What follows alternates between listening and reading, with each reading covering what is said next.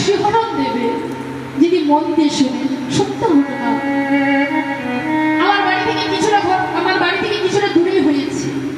কি বলবো, যে সন্তান কি এমন হয়, এমনও কি সন্তান হয়, এদেরকে সন্তান বলে না, এদেরকে শয়তান বলে। বিষয়ের জন্য কি এতবার নিচে নামতে পারে মানুষ? ভাবা যায়, ভাবা যায় এমন? আমি শুরু তোমরা শুনে নাও, সাক্ষী হয়ে যাও কেমন বিষ হয়ে গেল বিষয়। বাবা বড় ছেলে আর ছোট ছেলে, বড় ছেলেকে বড় তো তাই বড় ছেলেকে লেখাপড়া করিয়ে এরকম রাস্তা ধারে একটা বড় ব্যবসা করে দিয়েছে। অনেকদিন পরেছি ছোট ছেলেটা হয়েছে। ছোট ছেলেটা মাকে একটু হাবা গোবা, মানে একটু চালাক নয়, তাই চালাক নয় বলে পড়াশোনাটাও হলো না ভালো করে।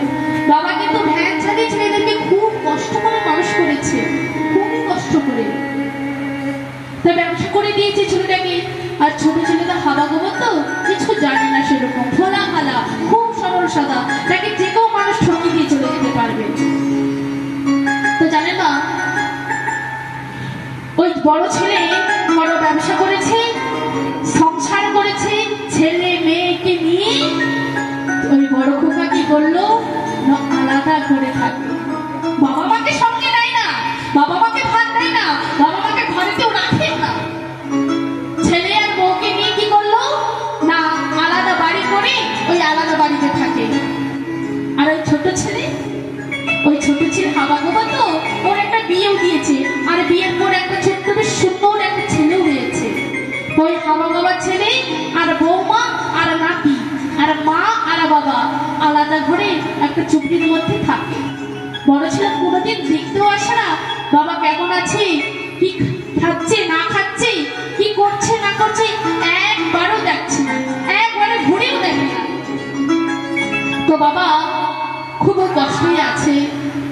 তো মাগো একদিন বাবা সিদ্ধান্ত করলো কি, আমার তো আর বেশি দিন সময় নেই, গোবিন্দ না চাইতে কবেই যে এই দেহ ছেড়ে প্রাণ পাখিতে চলে যাবে। তো প্রাণ পাখিতে যাওয়ার আগে কি বলেন তো, সম্পত্তি ভাগাভাগি করে নেয়, করে তো।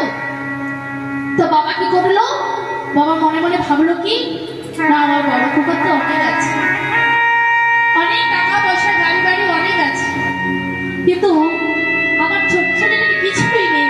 ও বড্ড হাওয়া, ও চালাক চতুর নয়, ও খুব সরল সাদা।